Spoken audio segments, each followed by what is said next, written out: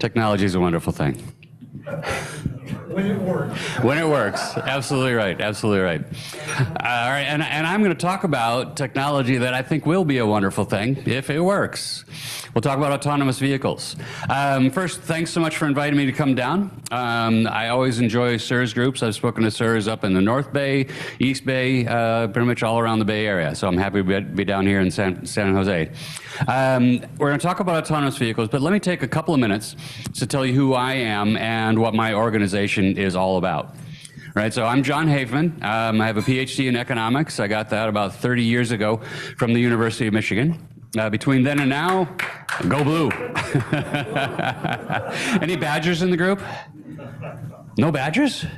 Okay, that's odd. Pardon me, your son's a Badger? Well, that's good enough. All right, so between Michigan and now, I taught at Purdue. Any Boilermakers in the house? Now, I taught at Purdue for 7 years. I worked in Washington, D.C. I worked for Bill Clinton. I worked at the Federal Trade Commission. I worked at the Department of Census for a little while. And then I saw the light and moved out here to California. Never looked back. Moved right into Marin. Marin is now home, and it's my version of paradise. So I'm not heading back east. The weather's so much better here than there. And I've worked at the Public Policy Institute of California. I started and ran an economic forecasting firm. I've been an independent consultant. I work for lawyers. I work for economic development agencies. And about 6 years ago, I got a little fed up. I got fed up with politicians who, in my estimation, are increasingly using economics as a weapon for their own personal agenda rather than as a tool for social good. And I'd rather they use it as a tool for social good. So I started thinking, well, what can I, an economist, do about this? And I thought, well, I as just one individual is really not much I can do, but maybe I can motivate the economics profession. And if I could have you send forward that to the next slide. Actually, why don't you go 2 slides forward? I thought maybe if I could motivate the economics profession, that we could actually do something, right? Because I figure that the reason politicians get away with abusing economics is because the electorate just doesn't know very much about economic policy issues. That's not a knock on the electorate, that's a knock on the economics profession because we know a ton, we just don't tell anybody. Right? Publish in esoteric journals and move on. Right, so I formed NEED, the National Economic Education Delegation, as an effort to get economists out into the wild talking to people about what we know about economic policy issues. I've gotten pretty good buy-in from the economics profession. I've got an honorary board. These are luminary economists who don't really do much to help the organization other than lend their name. Right? So I worked for Janet Yellen when I worked for President Clinton, so I got Janet Yellen to sign on to the honorary board, our current Secretary of the Treasury. She knows Ben Bernanke, so she got Ben to sign on. I know a bunch of other people. We've got a bunch of former chairs of the Council of Economic Advisors, and about 652 rank and file members of the economics profession all over the country. We have at least 2 economists in every single U.S. state. That was a goal that I set to get an economist in at least every state, and we made it. So we're truly a national organization. And we have given talks in all but, I think, 3 states, Arkansas, Kansas, and Idaho. We're going to tick off Idaho in about a month, but we've given talks all over the country, even Hawaii and Alaska. So the rank and file members of the delegation, they help to write slide decks. Right, so if we have a particular policy issue that we want to present on, we'll find among those 652, we'll find the experts on climate change or on inequality or what have you, and we'll have them write a slide deck. And then everybody uses that slide deck, so we all speak with one voice. And what we do is we talk about the data, we talk about how economists think about the issue. And then if you think it's a problem, right? Do we have too much inequality? Is climate change happening too fast? Right? If you think it's a problem, here are some solutions to the problem.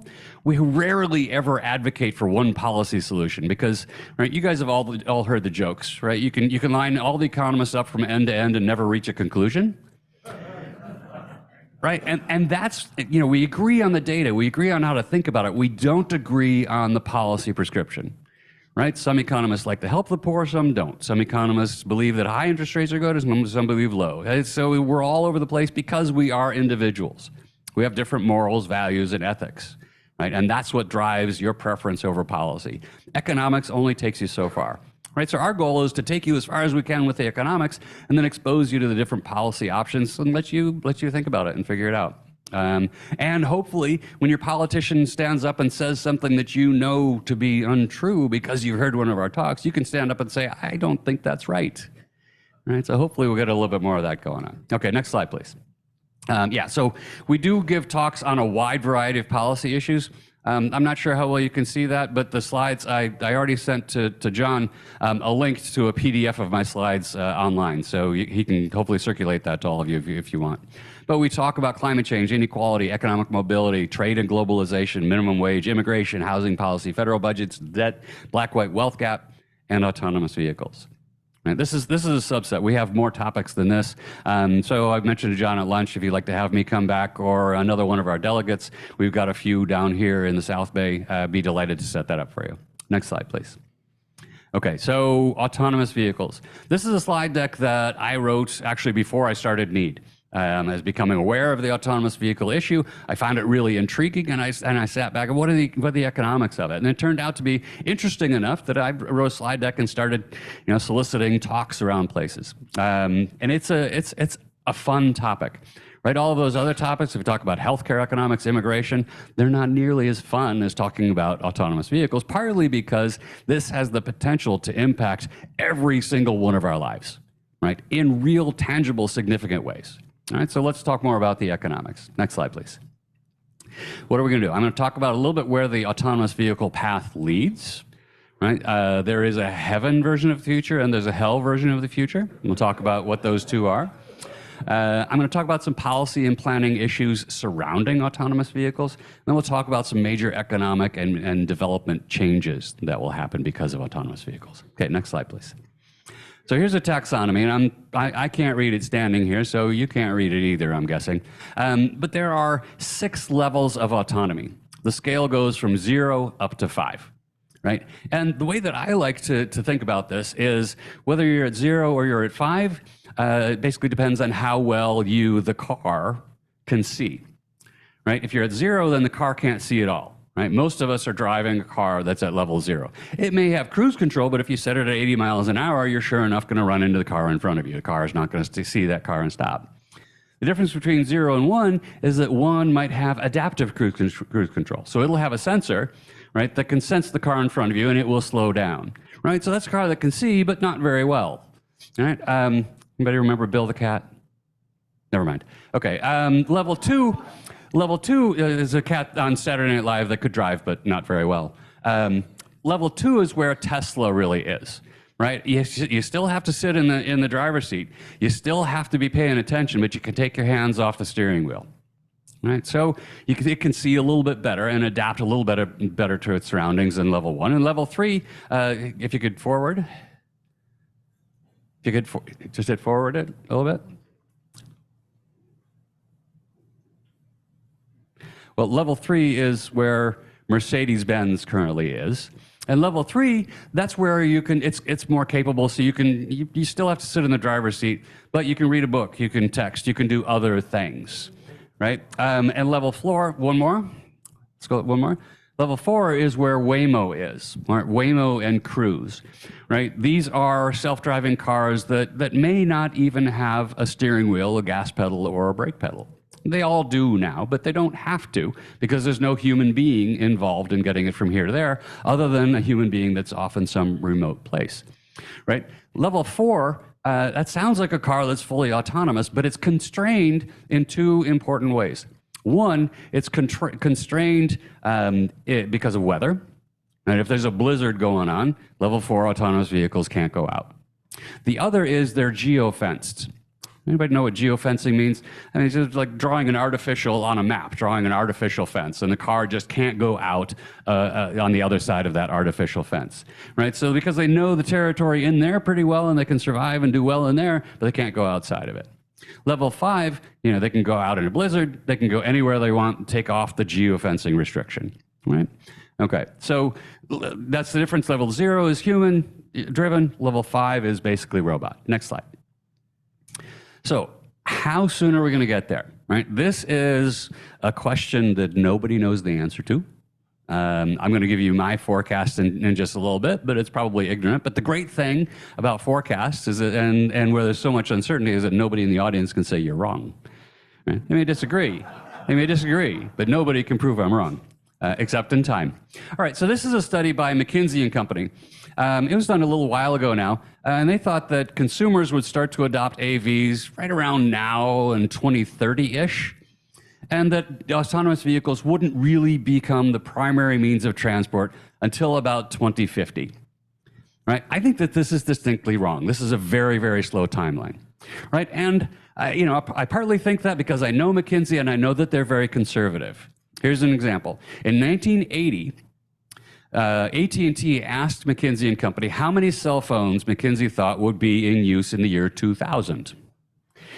Right? McKinsey said they thought it'd be about 900,000 cell phones. Do you know how much they missed it by?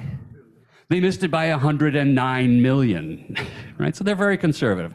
I think, shrink this timeline down, I think it's going to be 2035 rather than 2050. I think in the next few years, we're going to see an acceleration of autonomous vehicle transportation services coming online. But we'll talk a lot more about that as we go along. Next slide, please.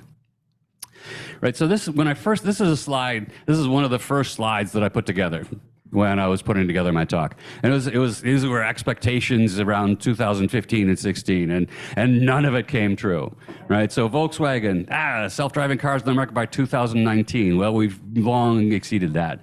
Tesla had expectations, Toyota, and NVIDIA, Audi. I later came to learn that these were designed to attract money. Right? If you go to a venture capitalist and you say, hey, I'm going to give you a great return in 30 years, they're going to say, no, you're not. But if you go to them and say, I'm going to give you a great return in 3 years, okay, here you go, here's $1 billion. Right? So that's what this was all about. Right? Irrational, unmet expectations because they wanted a flood of money, and they've gotten a flood of money. Right? So it's well in progress. Next slide, please. Here are just a subset of the 40-plus major corporations working on autonomous vehicles. Apple, Toyota, Waymo, Honda, GM, Cisco. I mean, there are companies that are far removed from autonomous vehicles that are also producing. Yep, Mercedes is up there too. Yep. Yeah, and there are Chinese companies. There are, besides Mercedes, there are many other European countries who have companies that are working on it. There's a lot of progress. There are companies in Singapore, right? So we're moving ahead pretty quickly. Next slide. All right, so I mentioned that I had a forecast. So this is my forecast, and I'm going to try to justify it. I think that by 2025, I'm getting a little nervous because 2025 is right around the corner. But I think by 2025, a great many of us will be able to use autonomous transportation as a service. I went to Phoenix not long ago, and I got an autonomous vehicle, and it was pretty cool. And it worked pretty well. It's kind of a funky driveway that it had to take me up so it couldn't navigate it, but minor detail. So I think that by 2025, most of us, certainly in the Bay Area, will be able to hail an autonomous vehicle. And potentially 95% of all the VMT, of all the vehicles miles traveled in the United States, 95% I think will be autonomous by 2035. That last 5% is going to be a little hard. Right, you know, people with specialized vehicle needs, right? Think construction worker, right? They're not going to take their equipment out and into the truck every day. There'll be holdouts, people who just really, really, really like to drive. Right? So it's going to take a little while to get those 5. And we may, at the end of the day, have to say to that 5%, look, I'm sorry, it's too expensive to maintain the infrastructure for human-driven vehicles. You're going to have to stop. That's a very controversial thing, and I'm sure we'll talk about it in the Q&A. All right, so the question is then, is this possible? Well, I think so. So forward, please. Right? I think so, partly because we're better at making transportation transitions than I think we are. Right? So if you look at the transition from horses to cars, in New York City, that took 10 years, maybe less. Right? So I saw an image of Broadway in New York City from 1910, and it was 99 horses for every car.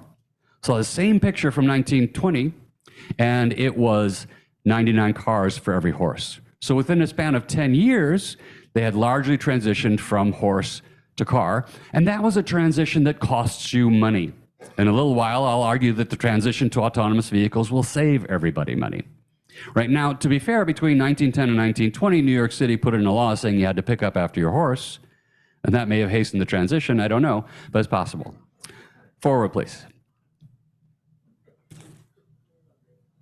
All right, so everybody asks me, well, the transition to electric vehicles is pretty slow, so why do you think autonomous vehicles is going to be faster? If you could forward, please. All right.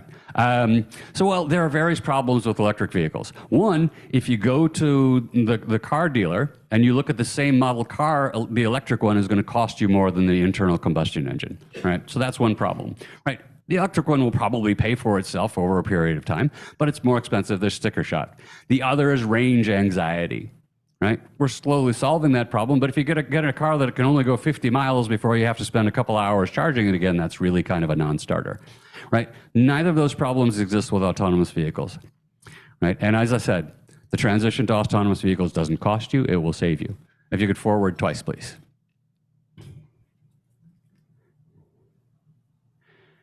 One more time, right?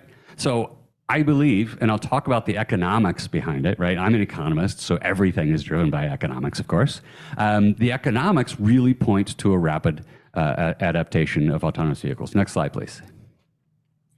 Okay, a little further, right? So there are a lot of headlines these days. If you pay attention, there are a lot of headlines about more autonomous services being put in place, right? Waymo's self-driving cars are available in Phoenix. Forward. Lyft and Motional's all-electric robo-taxi service in Las Vegas. Next one. Singapore's self-driving cars you can hail with a smartphone. Next. And Cruise is now charging for rides in San Francisco.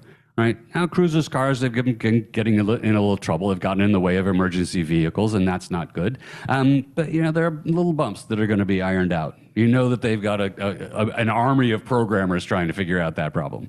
Next, please.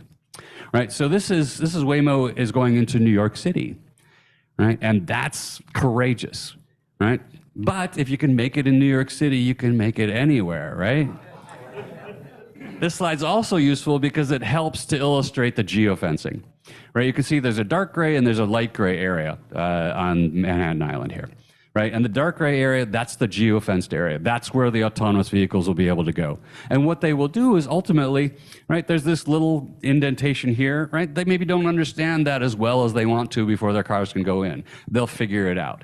And this dark gray area will slowly expand, right? That's how autonomous vehicles are going to permeate throughout the economy. They'll go where it's easy and then figure out how to get where it's harder. Right? Okay, next slide, please. Long-haul trucking, right? This is really, really fertile ground for autonomous vehicles. You know, if you want a truck to get from Los Angeles to New York, it's pretty expensive to do it with a human behind the wheel.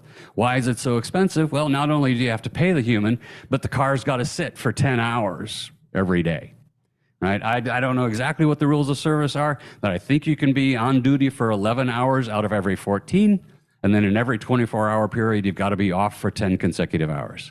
Well, if the car or the truck is autonomous, it can just go. It's going to have to stop to charge from time to time, but it can just go. That's going to lower dramatically the cost of shipping goods from here to there.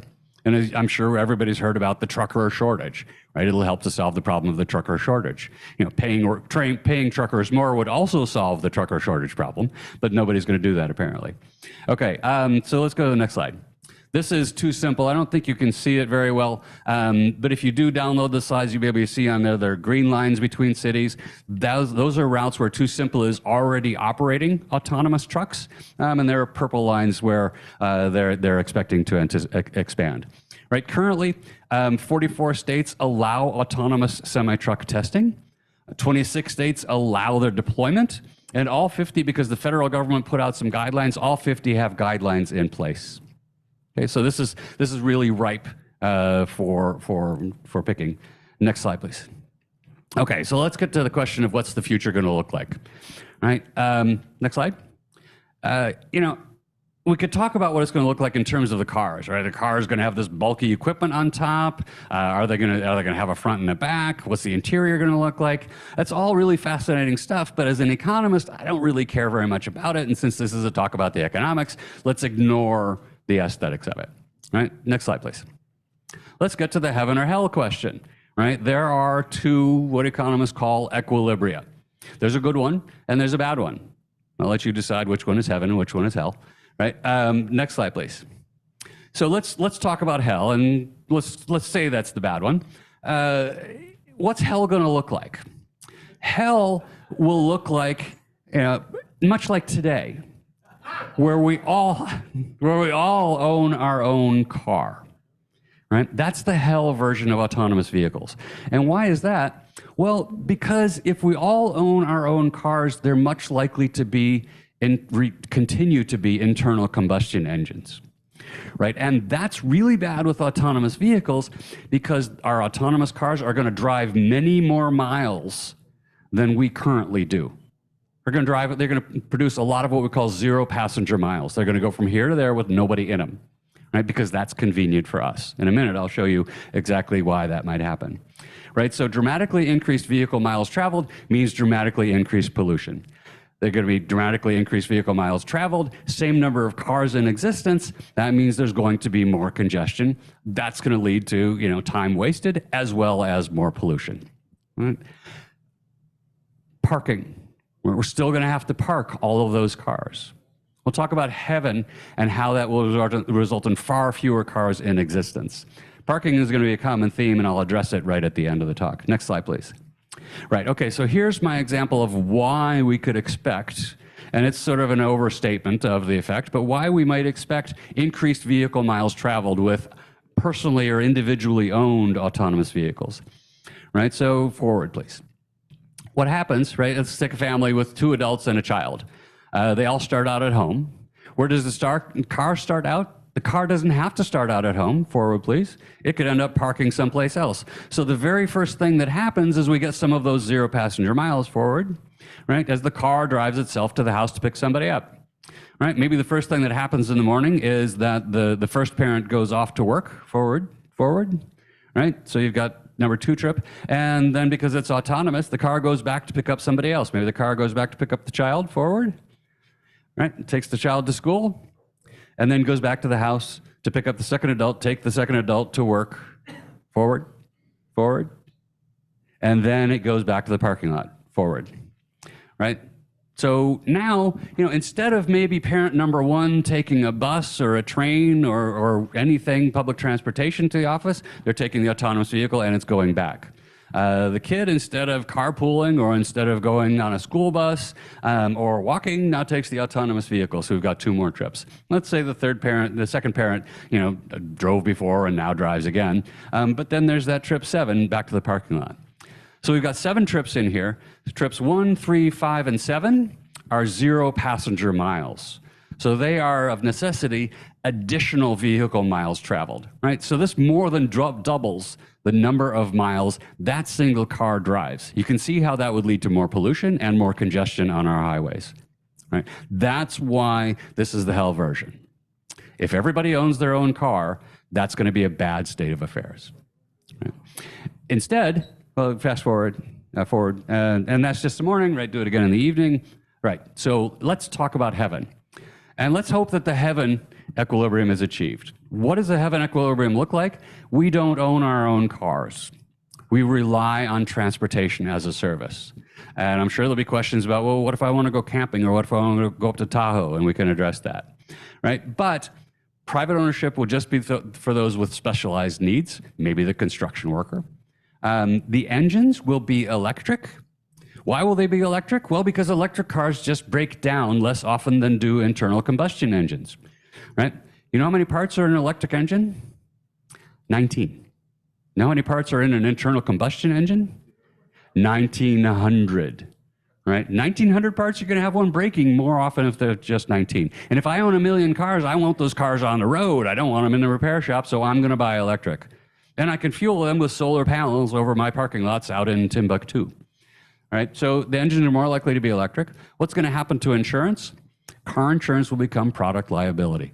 Right? Even if I buy an autonomous vehicle, I don't have any control over how that vehicle gets from point A to point B. The people that have control are the manufacturers or the people who program the software that tells the car how to get from point A to point B. right? I can't step on the gas. I can't swerve and pass around people. I don't have control, so I should not be insuring. It will be product liability. So if you know anybody that is going into selling car insurance or currently does, warn them the industry is going away, right? And so I hope that this is the most likely model, and I think that we'll see a lot of evidence that we're headed that way by about 2030 in a lot of different regions, right? Primarily in the wealthier parts of the country. Okay, next slide. So let's go a little deeper into why it's heaven, right? So it's heaven because they're not only autonomous, but they are, next, they're shared, they're connected, and they're green, right? And all three of these things are going to make the state of the world better in heaven than it would be in hell. Forward, please. There will be fewer cars in existence. There were a couple of transportation scientists that mused about, how many cars would we need? Well, let me back up. How often do you think your car is used? What percent of the time during the day is your car in use? Maybe 5% of the time. Right? So suppose instead of everybody owning a car, we had a fleet of cars that took people where we wanted them to go. Turns out that you could provide the same level of service with 4 out of 10 cars. So we could reduce the number of cars in existence by 60%. So there'd be far fewer cars in existence. And if we could reduce the amount of steel, the amount of rubber, the amount of vinyl, leather, the amount of inputs that go into making cars, right, we'd save a ton of earthly resources. Right, so that's better. Vehicle miles traveled could go up or they could go down, right? I think that they'll probably go down, and evidence from simulations suggests that that's probably right.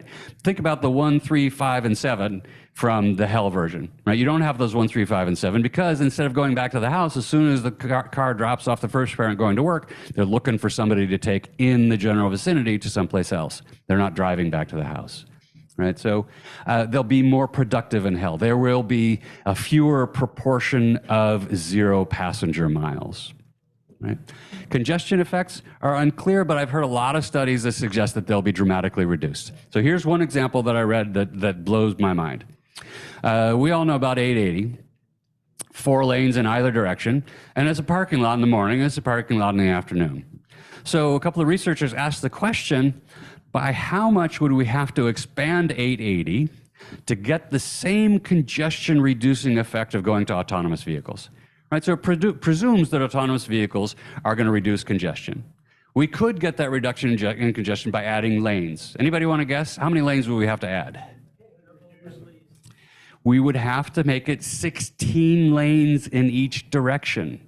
Right, so that's a 4-fold decline in congestion because of autonomous vehicles. Why? That's partly because accidents cause congestion. Autonomous vehicles aren't going to hit each other because they're connected. They're going to be talking to each other. Right? That has wide-ranging impacts that we're going to talk about. Think about all of the signage that's out there. Right? We're not going to need any of it. It's going to all go away because the cars will talk to each other. Also, right-sized vehicles, right? What proportion of cars out there do you think are SUVs? It's probably 50%.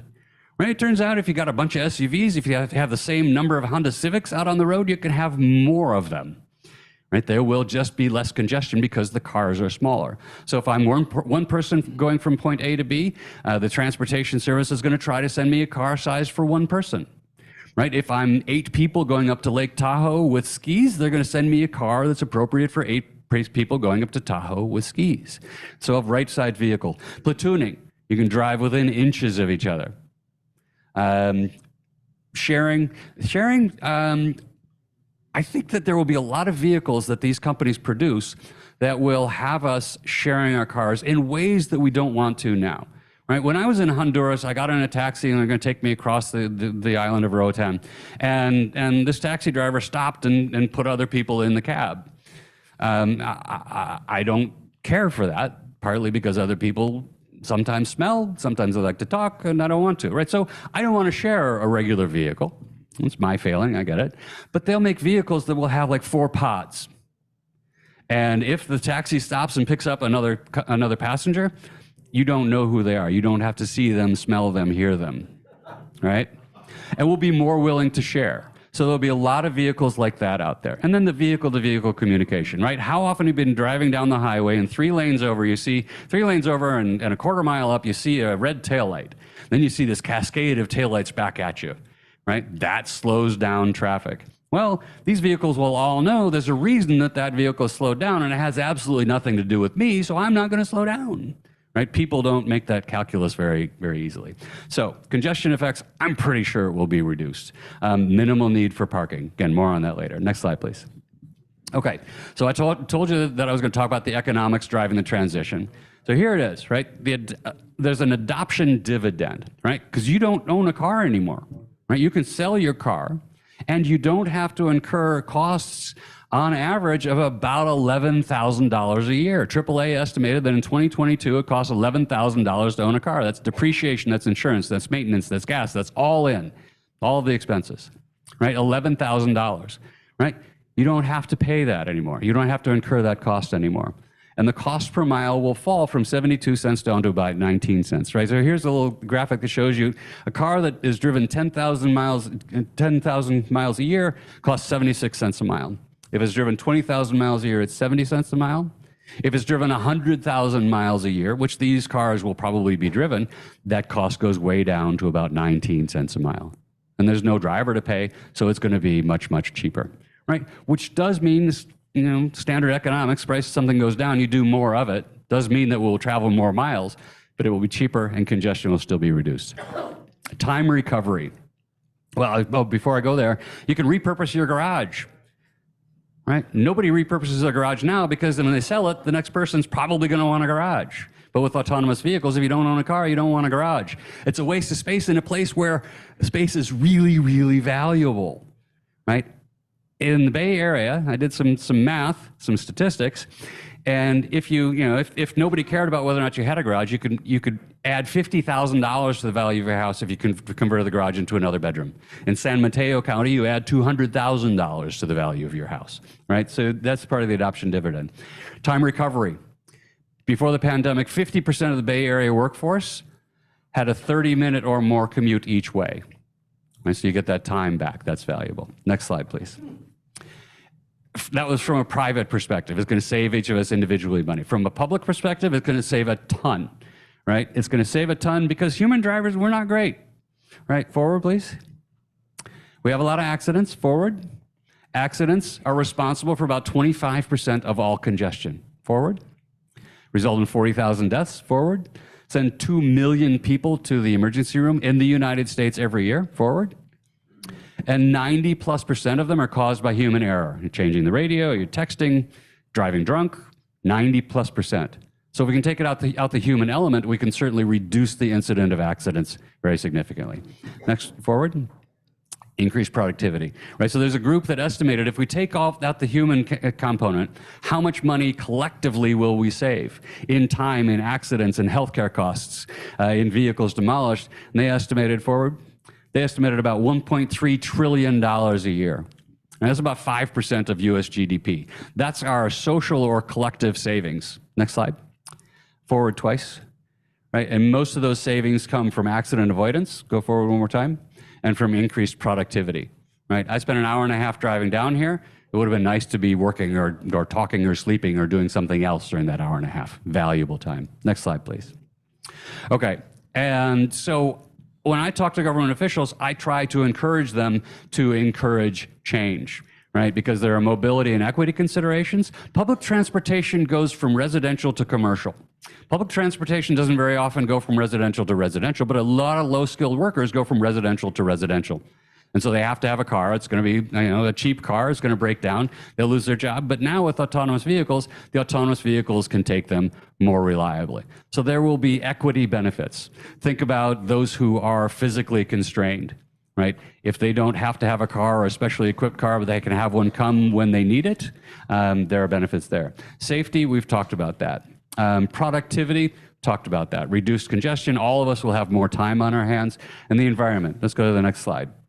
Right, and autonomous vehicles are going to speed the transition to electric vehicles. We could argue about that, but that's another point.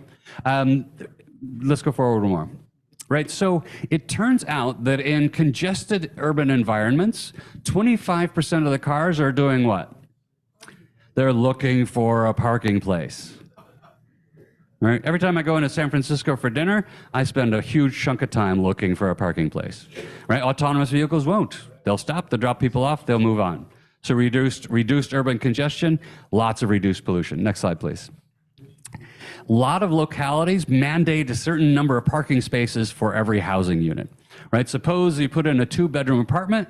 Well, lots of places will say you got to have at least one parking spot for it. That increases the amount of space required for that apartment by, in this case, 50%. Right? We could do better things with that space. Parking is like the worst environmental thing you could do. Over here on the right-hand side, that represents virtually every church, every synagogue nationwide. Right? Next to every church, every synagogue is a huge parking lot that is dramatically underused. Right? You could imagine with autonomous vehicles, maybe the parking lot is a quarter of the space. It just is a pickup and drop-off zone. Right? Do better with that. Better from an environmental perspective. Next slide. All of the surface parking that we have, and there's a ton in San Francisco, a ton in San Jose, maybe we turn it to parks. It's not going to happen. It's going to turn into a building, probably. But if we turn it into parks, that would be better for the environment and for the social and mental well-being for everybody in the neighborhood. We could do better things with the space. Next slide, please. Okay, there are lots of environmental implications. The environmental implications are better in heaven than they are in hell. Right? And partly that depends on, there's, as I talked about, improved resource utilization, 4 out of every 10 cars if we're in heaven. There will be increased vehicle miles traveled, but in heaven, they'll be electric. They won't be gas-powered. Cleaner technologies, that applies at least to heaven. Energy use of onboard, right? I was talking to John about this a little bit at lunch, right? Electric vehicle, if you throw a bunch of really sophisticated computing equipment in there, that's going to dramatically drain the battery, right? So that's a little less good. But overall, the environmental implications are really good in heaven and pretty bad in hell. Next slide, please. Okay, so what changes is it going to bring? Here are 4 that I'm not going to go into great detail on, but disposable income, right? You don't have to spend $11,000 a year on owning a car. Estimates are that you can replace it with transportation as a service for about $3,000, so you've got an extra $8,000 in disposable income. Or you can use that money to go out and buy stuff, and that money is then going to create jobs. Government finances. No more DUIs, no more parking tickets, no more parking revenues, no more speeding tickets, right? So a bunch of revenue sources are going to go down, right? But they don't need so much fire service. They don't need so much police services to patrol parking, to patrol speeds, right? So government finances, especially at the local level, are going to be turned a little upside down, but not always in bad ways. Transportation demand. It's going to be cheaper. 76 down to 19 cents per mile, we're going to do more of it. We're going to demand more transportation. What are the implications for infrastructure? Unknown, but I'm really optimistic that we will spend more money on extending infrastructure to where it needs to go rather than on maintenance, partly because we will have less infrastructure to maintain, right? We can do with autonomous vehicles in 4 lanes what it would take us 16 lanes to do, right? Reference 880. Right? So we need less highway. Next 4, I'll spend a little bit time. 4, please. I'll spend a little bit more time on each. So let's go to housing. Next slide, please. Right. So in Marin, whenever somebody stands up and says, "I want to build more housing," everybody else stands up and says, "Nope, congestion."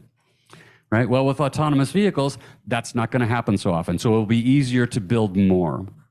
Right, with all the garage conversions, every 2-bedroom becomes a 3, every 3 a 4, every 4 a 5. So with our built housing infrastructure, we can house more people. Right, so housing is going to be less of a problem, specifically in the Bay Area, but also nationwide. Next slide, please. Public transportation. This is one that I went back and forth and all over the place in my thinking about this, right? So my first thought is there's a first mile and a last mile problem with public transportation, right? How do you get from your house to where the bus picks you up? That's the first mile problem. Well, with autonomous vehicles, you call one, have it do that for you. How do you get from where the bus drops you off to where you're going? That's the last mile problem. Call in autonomous vehicles. So, okay, autonomous vehicles ought to increase demand for public transportation. But if you're getting in an autonomous vehicle in the first place at your house, why not just take it all the way to work? Especially if it's going to be 19 cents a mile. So ultimately, after lots of mental gyrations, I came to the conclusion that most public transportation is going to die. Right? And people, not everybody's going to mind that, right? And I've come to the conclusion that that's okay, right? Because we have public transportation to solve three problems, right? One is a mobility problem, getting people who can't afford a car from here to there. One is the environmental problem. If you're in your car, you're going to create more pollution than if you're in a bus. The other is congestion, right? If we take people out of their cars, put them in a bus, traffic will flow more easily.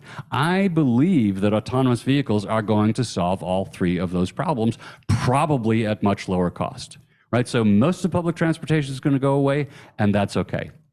Now, maybe BART sticks around, maybe Caltrain, longer distance public transportation might live on because then it's not so cost effective to take an autonomous vehicle. I don't know. Train from San Francisco to LA will probably stick around. Though not necessarily. But public transportation is going to be dramatically reduced in its supply. Next slide, please. Employment, massive job dislocations, right? If you think about it, right, drivers of all varieties, they're done. People who work in producing cars or producing car parts, they're not done, but reduced by about 60%. Gas stations gone, vehicle repair gone, body shops gone, right? Because they're not going to hit each other. Every company that owns 1 million cars, they're going to have a place where people fix them and do whatever is necessary. But, the corner gas station, gone. All of those gone. Police and fire. Well, a lot of our police and fire is because we drive cars, right? Gone. Healthcare workers. There'll be 2 million fewer people going to the emergency room. So you need fewer people in emergency rooms. And I could just keep going on and on. And it spirals throughout the economy until you get to a number of about 11 million. About 11 million jobs that are in danger, in jeopardy, because of autonomous vehicles. Now, that 11 million is a big number. It might take us 10 years to get to full autonomy, so we'll lose about 1 million jobs a year. That's still a big number. So when I talk to government officials, I also talk to them about the huge need for worker retraining and maybe relocation assistance. Take your skills from where they aren't needed to where they are needed, right? Well, we've got that $1.3 trillion benefit, right? Spend a bunch of that on helping people find new jobs. Okay, next slide, please. Parking, right? Greatly reduced demand for parking lots. Think about every mall that you know of out here, right? There's going to be a pickup and a drop-off zone. That's it. Service providers, Uber, Google, Lyft, Ford, GM, whoever is providing the service, they're going to have some parking lots in strategic places, probably in downtown San Francisco, downtown San Jose. You won't see them as parking lots, and they'll be functionally different, right? Because parking lots today, they have to be set up so that any individual car can get out at any time. Right? Not so with autonomous vehicles. It's going to be a LIFO system, last in, first out. So they can be really close to each other because doors don't have to open and they can come out sequentially. Street parking, I'm hoping a thing of the past. Right? In San Rafael, where I live, right, there's 2 lanes of sidewalk, 2 lanes of parking, and 2 lanes of cars moving. Right? Let's get rid of the lanes of parking, and now we got 4 lanes of sidewalk. We can make the world a much more pedestrian-friendly place. Shopping mall parking converted to more shopping mall? Probably not. Converted to housing, right? An enormous amount of space where we could put more housing.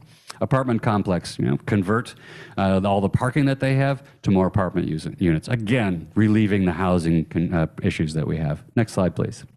Okay, how much urban space will we free up? It's mind-bogglingly large numbers. Forward, please. Los Angeles, 14% of the incorporated area of Los Angeles devoted to parking. 14%, that's not that big a number, right? But forward, that's 200 square miles. In San Francisco, forward, please. 275,000 on-street parking places. If you line all of those up from end to end, next, please. That's enough to parallel park cars 60 miles longer than California's entire coastline. That's a lot of space. Next, please. Nationwide, it's estimated that there are 500 million spaces. Next. That's larger than Delaware and Rhode Island combined. There are other estimates, forward please, that there could be as many as 2 billion parking places. Now you can cover up Delaware, Rhode Island, Connecticut, and Vermont with all the parking. That's a lot of space. There's still going to be need for parking, but it won't have to be where land is expensive. It can be where land is cheap, because the cars can drive out to where land is cheap pretty inexpensively. Okay, next slide, please. Next. Thank you. All right, so let me sum up. I'll put a couple of problems out there. A lot of people suggest to me that this talk is fairly Pollyanna-ish. It's not without issues. I don't claim that. But some of the things, we're going to have massive employment upheaval. That's a bad thing. But with retraining, we can take care of it. Local government finance is going to look very different. Housing, much less of a problem than it currently is. Lots of parking conversions to actually productive uses. Demand for transportation infrastructure will likely decline. Demand for transportation infrastructure technology, right, is going to be huge. Demand for public transportation, as I said, I think that's probably going to decline very significantly, which is great. I wrote an op-ed in the Marin IJ about the SMART train. Anybody familiar with the SMART train? It's the dumb train or the not so smart train that we built in Marin and Sonoma. Right? Fares pay for 5% of its costs. Fares pay for 5%. I wrote an op-ed saying that within 10 years that thing's going to be obsolete. Because why would you get on that instead of just in an autonomous vehicle? Especially when congestion on 101 through the corridor is going to be way reduced. At any rate, next please. Right, and I think it's coming sooner rather than later. Whenever I talk to people in government, it's coming. And San Francisco, to its credit, it has had somebody on staff for I think 10 years now. She inserts herself whenever there's a conversation about transportation. She inserts herself to talk about autonomous vehicles. Right? How consistent is this if we're going to have autonomous vehicles in 10 years, in 15 years? Right? Should we do it? Should we not do it? And I think that all local governments should be doing that, and hardly any are. Next slide. So here are some of the potential problems, right? If we've got millions of electric cars out there, how are we going to generate the power?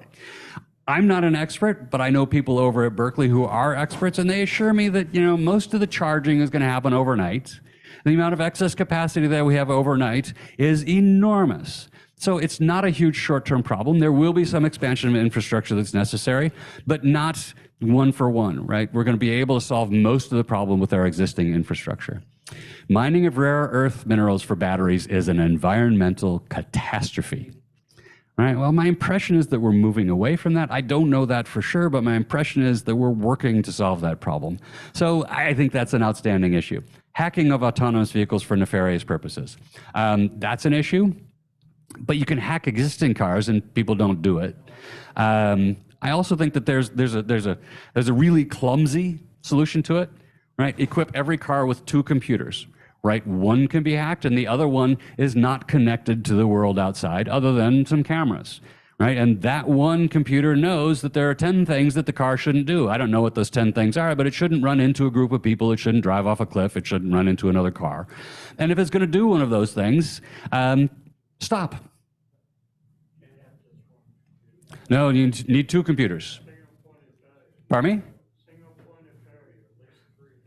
Okay, then 3 computers. Problem solved. Computers but that's clumsy and inelegant. I'm sure there are people who are way smarter than I that are working really hard on this issue. At least I hope so. All right, so that's what I have. Happy to take questions for as long as you'd like me to. Here's some information on how to contact me. Beyond today, if you have questions about this or anything else, I welcome emails. Be happy to continue the conversation. Thank you.